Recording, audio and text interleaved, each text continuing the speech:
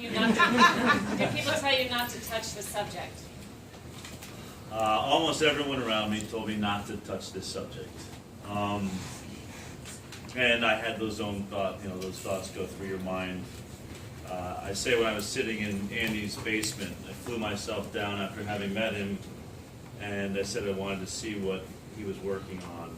And there really wasn't much of a choice. I mean, you just saw, a refined version of what I saw, the most important story of my lifetime. This makes Watergate look like a child's game.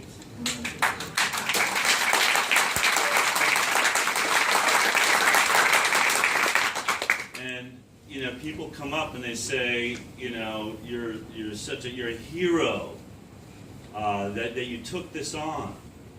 I'm just a journalist. This is what journalists are supposed to do. It's my job description. The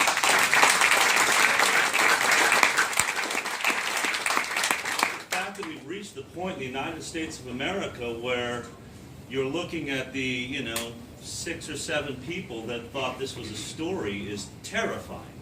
It's absolutely terrifying. I've said it before, journalism is often considered the fourth estate or the fourth branch of government. It's our job as journalists to hold everybody firm in truth and to challenge the status quo and to never be afraid of any story when it comes to our government, when it comes to our industry, when it comes to the lives of children. Nothing is off the table. And yet, every journalist that's writing in every major newspaper right now, and most of our news stations, I think Fox gets a pass after a really great interview.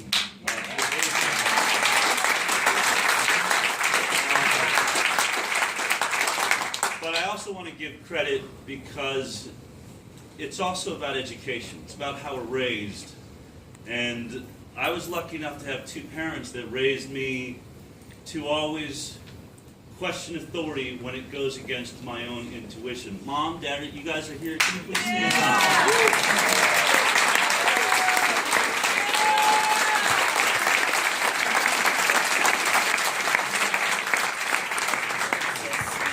So I will say that when it was announced, I had just done an interview on ABC. I was expecting to see my first big TV interview talking about Tribeca.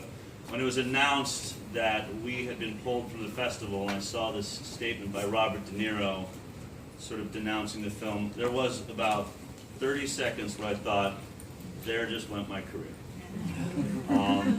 And then shortly after that, you realize, well, now I have nothing to lose. So let's go get them.